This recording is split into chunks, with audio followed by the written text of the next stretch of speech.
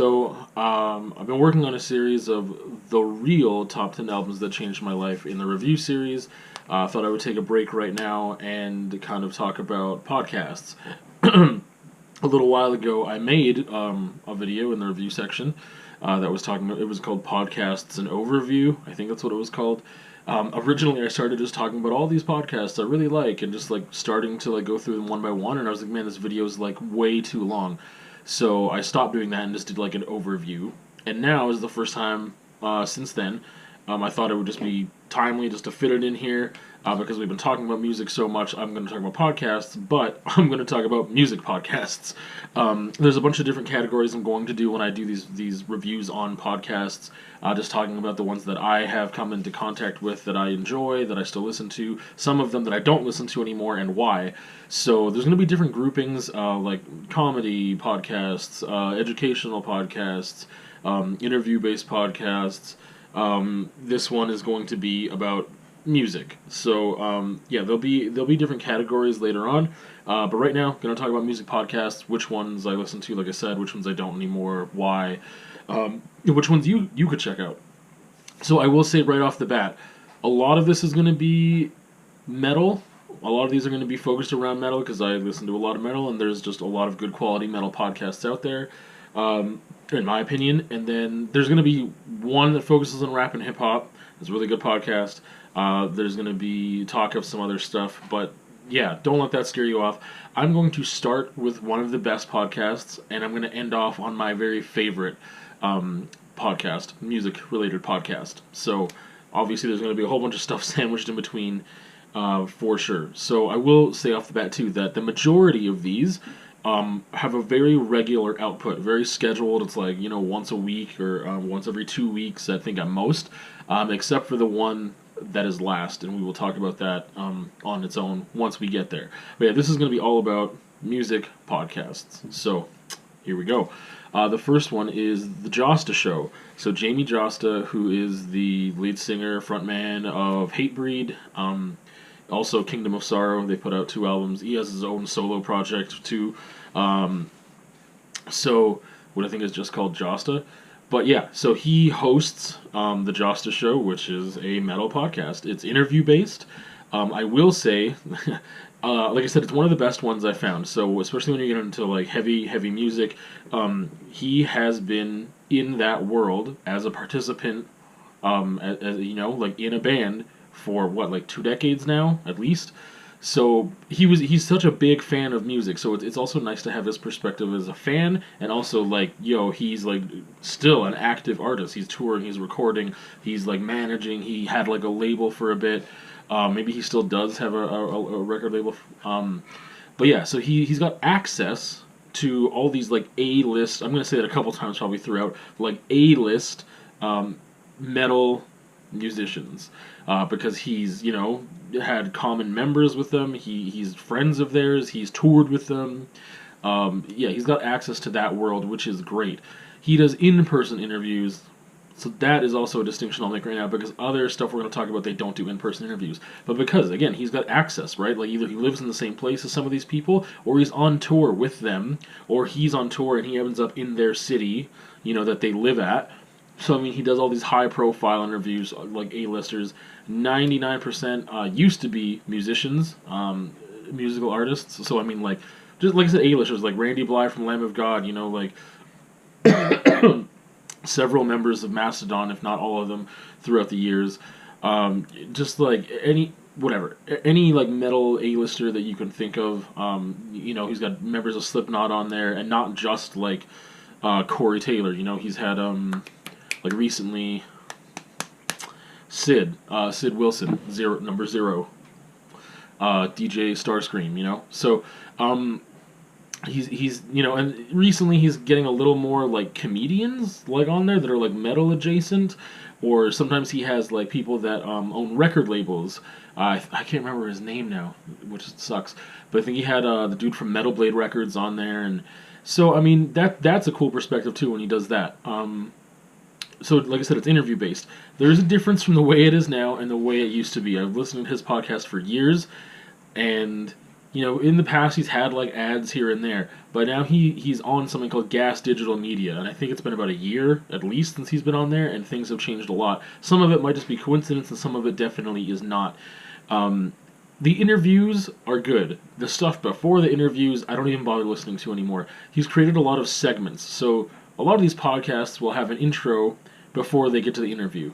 So some will talk about later on. They just talk about current events, and like there's maybe more than one host, and they're like just kind of shooting the shit and just like, oh hey, how was things with you? And like, oh, did you hear about this thing? Or they're releasing an album or whatever. Then they'll get to the interview pretty quick, and it's good. They might end off listening to a song by the band that they're interviewing, or just like an upcoming release or something, and then it's all, maybe it's like an hour long and the interview's 45 minutes, right? Whereas Josh's podcast, some of them are getting to be like 2 hours long now, or an hour and 45 minutes, and the interview section's only like 45 minutes long. It used to be about an hour, and the same thing, it was like 45-minute long interview, sometimes an hour long. It's not super structured with like, oh, it's 1 hour, we better go. They have kind of a free-flowing thing. I would compare it to Joe Rogan in a bit.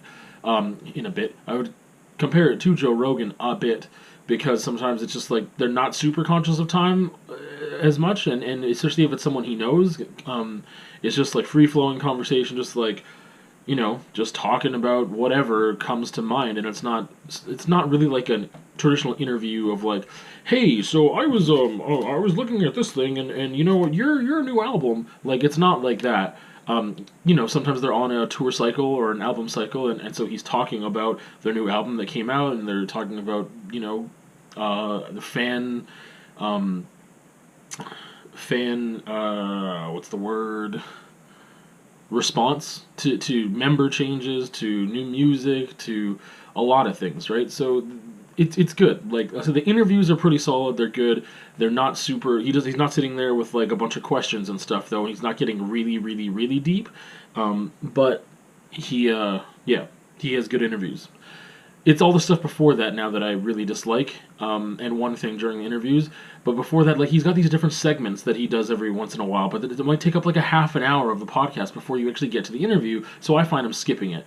Because now it's like, oh, there's this segment called, like, yours is, ours is, and it's just like, oh, like, this riff kind of looks, it really feels like this other riff, and so they kind of talk about, like, oh, whose song came first, and like, blah, blah, blah, blah, blah, and sometimes it's entertaining, but he also has, like, he'll do an introduction where he'll talk about maybe some things that are going on in the metal world a little bit, and then he has, like, an intro before the intro, as he calls it. Like, it's just a lot of, like, little segments and stuff and whatever.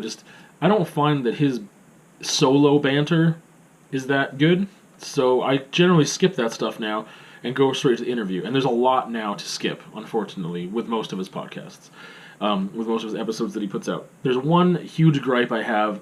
Like I said, the interviews are great because when he's with someone, he's personable, he's funny, they can talk very freely and openly because there's a very strong familiarity between him and the people he's interviewing. So their guards are down and whatever, but he doesn't really attack them with like huge, deep questions and stuff like that. But it's still a really entertaining and somewhat informative interview. But again, the caliber of his guests and who he is, it makes for a really good podcast as a whole during the interview. The thing I don't like is that since he's been on Gas Digital Media, he's had way more ads, and he interjects the ads right into the middle of the interview. It's so annoying. You'll be like 15 minutes into an interview and just really enjoying it, and it'll be like, there'll be this pre-recorded thing. It's like, hey, this is Jasta just cutting in here for a second to tell you about cannabis oil pills, and just like, it's like, okay, all right. And then, like, 20 minutes later, it'll happen again. And I'm like, dude, like, it's just really frustrating. I'm not a fan of that at all. But, I mean, I know he's got to make money, and sponsors are probably willing to pay you more if you put it right in the middle of the interview, because then they know people aren't going to skip it. I get it. I just don't like it. That's just my personal preference. But that's the Joste Show. It is really good if you're into metal. Pretty good. So, the next three I'm going to talk about are all kind of like... we're going to talk about Metal Injection, Metal Hammer, and Metal Sucks. They're all kind of metal music media personalities, I guess. They've got websites, Facebook pages, some of them have YouTube channels, or I think all of them. I don't know about Metal Sucks, but I know Metal Injection has a live cast on a YouTube channel, and Metal Hammer does as well. and they are. Yeah, I mean, Metal Hammer's a magazine. Started off as a magazine. The other two are just online publications, I guess. I'm not like a magazine, but sometimes they'll interview people. They do a lot of album reviews. They're fans of metal. They're just hosts, right? Like none of them are really in any sort of. Some of them aren't in bands at all. Some of them are in like really local bands that never really got big or whatever. But they're fans of heavy music. So I will start off with Metal Injection. So they had interviews very, very rarely. And like I mentioned, Jasta has in-person interviews. These people, 99% of the time they have an interview, it's like a Skype interview or a phone interview. Sound quality, not great. Whereas with Josta's sound quality of the podcasts are generally pretty good. Like he's got a studio, like a traveling studio. He takes on tour and stuff. But audio quality really is super hit and miss with Metal Injection with their any of these three that we're talking about, like the three Metal Injection, Metal Hammer, Metal Sucks. It's pretty hit and miss when they have interviews, but Metal Injection didn't really have interviews that much. So the live cast, the Metal Injection live cast, is what I used to listen to. It was one of the first music ones that I ever listened to. It was super entertaining. You know, we have like these four hosts. Like all live in the Bronx in New York. They're all Jewish, I think. At least three out of the four of them are like Jewish. They're very self-deprecating. They're really hilarious. They have a dark sense of humor, sometimes a really blue sense of humor as well. Can get somewhat offensive. They roast each other all the time. Like it was a lot of fun.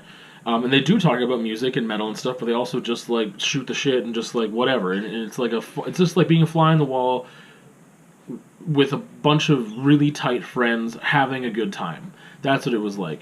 I stopped listening actually more out of a technical error than anything because the RSS feed wasn't like letting me download the podcasts. I could only like stream it, and I was like, nah, I don't like that because I wanted to download it so I could take it to work when I was listening to it because I couldn't use like the Wi-Fi wasn't accessible in the job I had at the time. So I stopped listening to it. I don't miss it that much. Like, I'm over it now. It's been a long time since I listened to it. So I can't really speak to what the podcast is like now. But before, the Metal Injection live cast, I mean, they did broadcast their stuff on YouTube as well. It was a lot of fun. And they did talk about metal half the time. But they definitely are huge fans. And again, it's like a lot of fun and self-deprecating and interesting humor. But that's one that maybe you want to check out. I don't know if you know anything about how they operate online and stuff. They definitely are very controversial, and they're not afraid to talk shit. They're not afraid to give really harsh criticism on things they don't like, which is a good thing, I think. So the next one is Metal Hammer, which is started off as a music magazine in the UK. Its partner magazine, its like sister magazine or publication is Revolver, which is circulating in North America. And they've revamped that a lot, which is good. Metal Hammer is generally like I really like that magazine. The Revolver and Metal Hammer are the only two music magazines that I subscribe to at this point and have for a couple of years now. But anyway, Metal Hammer's podcast, they don't really do interviews. We've got like three hosts there, and they kind of tackle a topic. So they have like just whatever's going on currently in the metal world. They kind of talk about that. Like sometimes they kind of go back. So there's one that talks about like, oh, was Metallica right about Napster? And I mean, it's still a relevant issue because things that happened with file sharing and the way the music business has gone affect us now too. They just kind of like just talk about that for a bit. Whenever they do have, I mean, they always have a topic that they tackle that week. So sometimes it's about a specific band, like the Parkway debate. So talk about Parkway Drive and how they started off as like this deathcore band, and now where they're at doing like stadium rock sometimes, or like very anthemic songs, and they talk about them maybe being like the next like really big stadium filler metal band. So sometimes they get specific. They don't spend the whole episode on that topic. They generally always talk a bit about some issues that are happening, like current events. They generally talk about current events for a little bit. I mean, they're familiar with each other. They're friends. They're like they shoot the shit. It's fun. It's light. And then they get into like this topic and talk about that for a while. They answer some questions towards the end of the show as well. Like fans sometimes will submit questions and they'll talk about those. Usually fans are asking them about like, oh, what was your favorite concert or something, or what did you miss out on, or like, I don't know. So those are kind of fun. The Metal Sucks podcast. Generally, it's like two guys, but sometimes it's just like one dude doing the interview, and sometimes it's both, and sometimes it's just one host, and like it's a little hit and miss. They are generally an interview-based podcast as well, so they kind of have like the current events at the beginning with two or three. I guess sometimes there's three hosts. They kind of do like the current events and talk about that a little bit. Theirs is a little more formal, so it's not as like flowy and light sometimes. But yeah, so they do have interviews. I like hearing their interviews because it's from this more of like a fan context, from like more of a journalistic point of view, I guess. Whereas like with Jasta, it's very familiar, like we are peers, right? And with these interviews, they still get a lot of good guests, a lot of the same guests that Jasta would actually have, like very A-list metal royalty. I don't know. So they definitely get a lot of those same guests for sure. But they're usually Skype interviews, phone interviews, things that are not really great for recording quality. Also, just having that disconnect, that distance, is just weird for an interview. I definitely prefer the different, like, you can hear the difference, even just in the audio from an in-person interview versus something with a little more distance. But yeah, those are generally good. It's nice to get a different perspective, and they definitely have questions specifically. Usually, the people that are on there are only there because they're promoting an album. So they talk about they talk about the new album, they talk about old albums, they compare and contrast. They have specific questions that's a little more journalistic. It's not by any means like super professional. It's just a little more formal than Josta sitting around on a tour bus shooting the shit with his buddy, and they have all these stories and memories they talk about, and it's really fun. They don't have that, they don't have that connection. So that's that one. But generally, like I said, it's still good. I enjoy it for sure. Oh, next we talk about the Needle Drop. Yes, the Needle Drop. So this is one that I started listening to and I stopped listening to. So Anthony Fantano is generally a YouTube music reviewer. He has a channel called The Needle Drop. It is insanely good. It is very, very well done. The podcast falls flat. He started interviewing people a while ago and then he stopped. Now the interviews were pretty flat, but I was hoping as a listener and already a fan of his from the YouTube channel that he would continue this practice and keep interviewing people, kind of like get more interview skills and whatever, but it seems like he didn't. So now he kind of does a whole different thing where he talks about a bunch of different artists and their albums and stuff in a podcast, and because he's talking about so many different things in one, I'm not really interested. I always like pick and choose kind of who I like if it was an interview or if it was just like, oh, we're talking about this topic today or like whatever. I pick and choose what I'm interested in or what I want to learn more about. And generally, a lot of the people that he's talking about in these podcasts, I'm not really into. So I mean, I would say if you're already a fan of his, you can give it a shot, but it falls pretty flat. I just don't like it. I stopped listening to it. So I kept waiting for him just to like start doing interviews again, and then he never did, and I was like, that sucks. But amazing YouTube channel where he reviews music. He's incredibly well researched, informative, funny. He knows what he's doing. He's been doing it for years now. He really knows what he's doing with that channel, and it's really good stuff. It's super well done. He gives it like a rating. Like I said, he's got a whole system worked out. He knows what he's doing, and it's really great. He generally reviews a lot of pop music, a lot of contemporary rap and hip hop. He dips, a lot of indie music as well, or what I'm calling indie music. And then he dips into some heavier stuff too, and he knows what he's talking about. Like, that's the thing. Like, he doesn't review stuff he doesn't know anything about. Even if it's someone and he's been following their career for a while, he still does the research on that album. He listens to it, he makes notes, he does all this stuff. He gets into some electronic stuff too. Generally not any, like, country, I don't know. But those are the kind of things that he reviews on his YouTube channel. This is about podcasts, though, and his podcast, The Needle Drop, felt really flat for me. Didn't enjoy it at all, unfortunately. This next one, Lead Singer Syndrome. So, Shane Told from Silverstein. So, again, another band that's been around for a while. So he hosts this one. It's interview-based.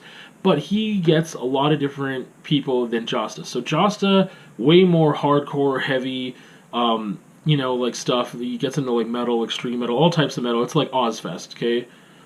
Shane Told is like Vans Warped Tour. That's the difference. He gets into some heavier bands too, like August Burns Red and stuff like in that area. So still metal, but generally it's more like punk, emo, screamo, those type of bands.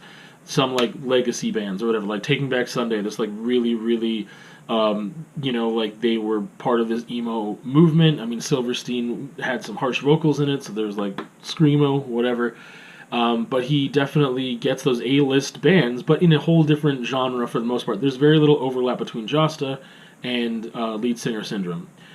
So those are really good. Shane, he has a little bit of an intro before he eventually gets into the interview, but it's not as annoying as Jasta's at all.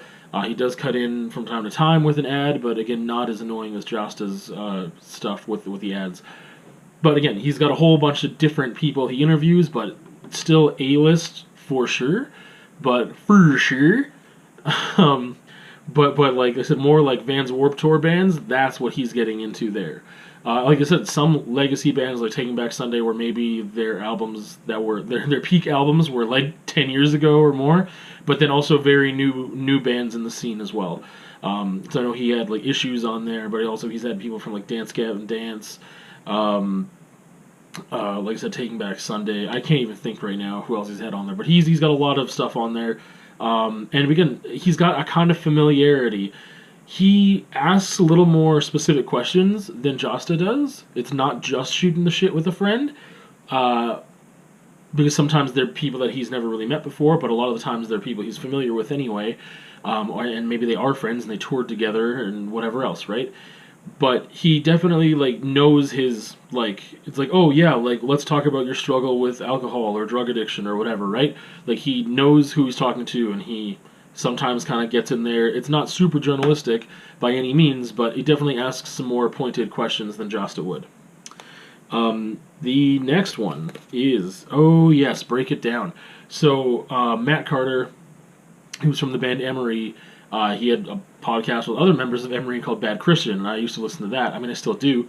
But then he branched off and was also doing this thing called Break It Down. I think he originally, his intention was to like, talk to these musicians, generally in that same like emo-ish scene, Vans Warped Tour scene. Also, though, some of them are a little more like B-list or C-list because they're in like at least in the scope of everything, because sometimes he focuses on like this like real Christian like folk singer or something, right? But the whole thing of calling it Break It Down is because Matt is very analytical, very structured, and he wants to get into the real meat of like, hey, what's your recording process like? What's the gear that you use? How do you go about layering this thing? Like, he gets really technical about stuff, so that could be cool if that's what you're into. He doesn't really get a lot into like lyrics and themes and emotions and stuff like that. I'm going to compare this a little bit to the one we're going to talk about last, because this is way more like getting in deep, but more of like the technical aspects of creating the music, whereas the last podcast we're going to talk about is more about the getting in deep into the art and creativity. But Break It Down is still decently good. I don't listen to a lot of the episodes because there's not a lot of people he's interviewing that I'm into, at least when it comes to music. But he's opened that up a lot, where he wants to like break it down with people that, like scientists, experts in their field, depending on what the field. It could be psychology, it could be about climate change, it could be whatever. So he wants to kind of like he's interviewing more of a broad scope of people now. But he did start off with mostly music, I believe, is kind of how that, maybe early on he had like a scientist in there. But so it's still not just about music, but he still focuses on interviewing musicians and stuff as well. Oh yeah, so we've got 3 left here. So now we're going to get into Distraction Pieces. That is also the title of a Scroobius Pip album. Scroobius Pip is a British poet, rapper, spoken word artist, hip-hop artist. He is insanely intelligent. He's a huge fan of the music. Like, he's just so enthusiastic and very knowledgeable and rich in his history of rap and hip-hop. And he's an artist himself, Scroobius Pip. And Distraction Pieces, great album. He isn't as... He himself, I would not categorize as being, like, A-list, He's definitely a little more underground, just for whatever reason. That's just where it is. Or there's like even like A-list underground, let's say, like Sage Francis. I would still like. He's not, he's not what a lot of people like know. To me, he's like A-list underground. Atmosphere is A-list underground. Like, and then the underground kind of gets like, well, is that underground anymore? Like people on Rhyme Sayers, like POS and Greaves, like, is that underground? I don't know, but it's definitely not stuff that's on the radio. So I guess it's not like, oh, Childish Gambino was like A-list period, not A-list underground, right? And then we've got like, like I said, Sage Francis, Atmosphere, POS, stuff like that. To me is underground still a little bit. That's how it started, and it's, to me, that's A-list. Scroobius Pip is like a step underneath that, but he's adjacent as well. Like, he's done songs with POS and Sage Francis and others, and he works with some of those artists. And he's good. He's really good. But anyway, he's part of that world. He's an artist himself.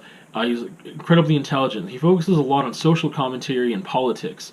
But within this context of he's an interview-based podcast as well, and he is interviewing all these artists, and I don't listen to a lot because there's a lot of artists that I don't know, and I just don't feel like, I feel like learning about this guy today. Like, I feel like I want to have a little bit of background on somebody before I listen to an interview like this, when it's a music interview. But, I mean, he's interviewed POS and Sage Francis, I think Killer Mike as well, from Run the Jewels. I think he had Sal Williams on there, if I remember correct. Yeah, he did for sure. So, he interviews a lot of great people in that scene and more underground scene as well. It's really great. But like I said, he generally focuses more on like politics and social criticisms or social commentary. That's kind of like where things tend to go with him. But he's very bright, very smart. But he also talks a lot about his history of like rap and hip hop and like stuff like that.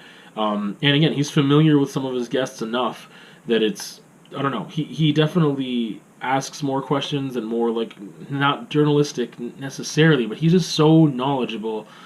And he's very intelligent and very smart and very introspective as well.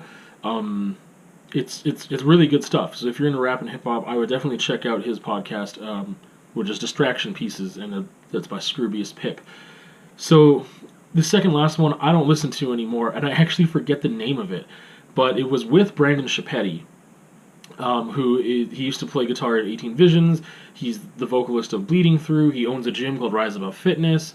I forget the name of that podcast, but it was one of the first ones I ever started listening to.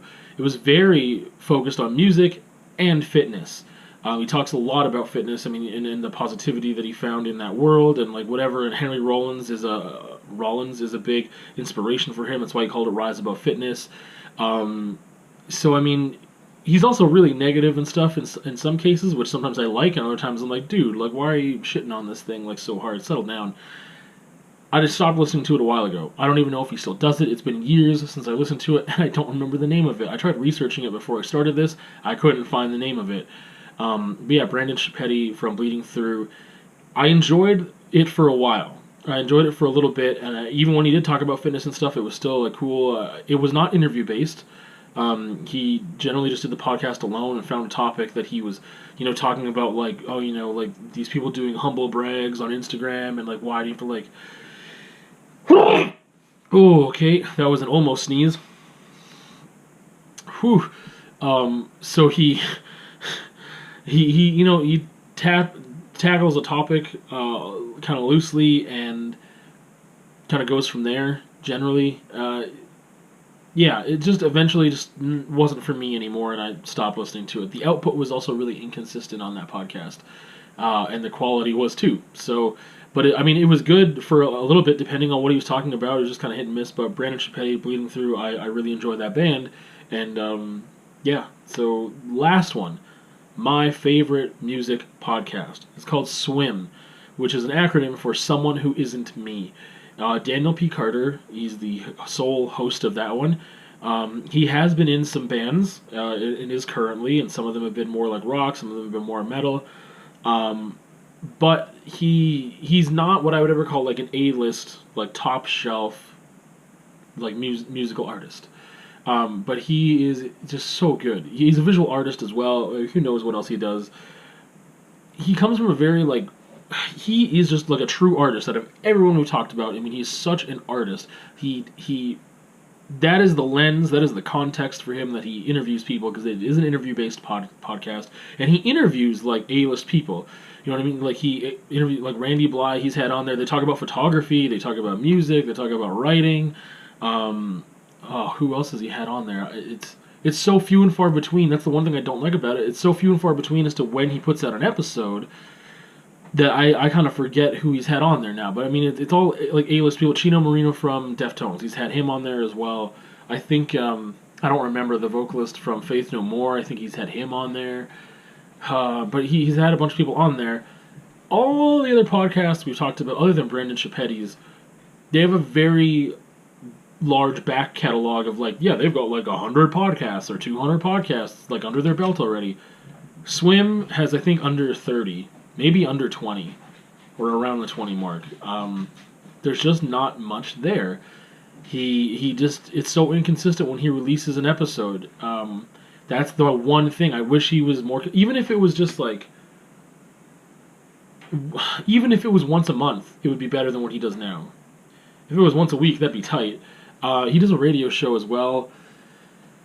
But yeah, he just comes at it from this artistic standpoint, where I said, like, Matt Carter from Emory, he is way more technical. He goes in deep about these technical aspects. And Daniel P. Carter, I hope I'm getting these names right.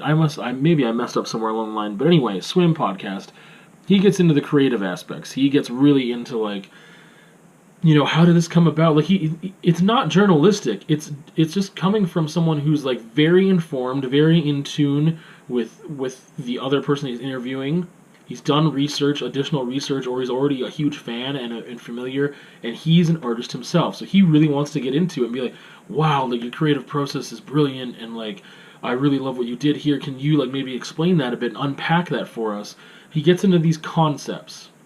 And that's kind of where he's coming from. And I love that. I love how they analyze and deconstruct things. They talk about the differences between certain albums and sounds and like the mind state and emotional state of the people when they were creating. So it's really, really a creative podcast. It focuses on creativity. It's very positive and just like full of love and stuff. He's not like a hippie, but I mean, it almost becomes spiritual with how in tune to his muse he is, or like how it's just, you know, it's just art. Like, he lives and breathes art. I feel very akin to him with just, like, art is life, man. But, like that's what it feels like. So that's my favorite one because it just, for me personally, that's the stuff I love hearing about. I love his approach. People that he's not always really familiar with, but he gets familiar pretty quick. It's like, oh, we're kind of kindred spirits. Or, like, he finds a way to connect. And that's a key thing, is, like, connecting with his guest, even though he's not, like, friends with them. Whereas Jasta, like, the majority of people he interviews are friends of his already, so that connection is already there. With Shane, you know, in Lead Singer Syndrome, there's a connection, even if they're not his friend, because they're in the same scene, or he can find a way to connect because they played this festival or that tour together, or whatever. But this is, like, a really, like, soul connection, I guess, is what I would call it. It's kind of heavy, but, yeah. That kind of wraps it up. Like, I could spend more time with each podcast. I mean, it goes really, really long, but I don't want to do that. I don't want to dedicate, like, one video to a whole podcast or something like that. So this is a quick overview, but these are all the music podcasts that I have listened to and the ones I listen to now. If you have any suggestions, I would love to hear it. I like a lot of different types of music. Generally, is from what we saw here, a lot of the metal ones are the ones I'm finding that are generally good and worth listening to. I mean, I listen to a lot of different stuff, though. So if you've got music podcasts that I should check out, you should leave that in the comments. If you've got questions further about anything I've talked about, then drop that in the comments, too. But this is, yeah, again, just an overview of specifically the music podcasts I listen to. Later on, I'll talk about different podcasts like true crime or comedy or whatever, educational. There's a bunch of different groups that I listen to. I listen to about 50-ish podcasts, which isn't a lot in comparison to some people, but I don't know. I definitely listen to a fair amount. So again, if you have questions, drop questions. If you've got comments, do that. I always encourage you to like the video if you like the video, so do that too. That's it. So, music podcasts are life. Music is life, art is life. I don't know any other cornier way to end that. We will see you on another time.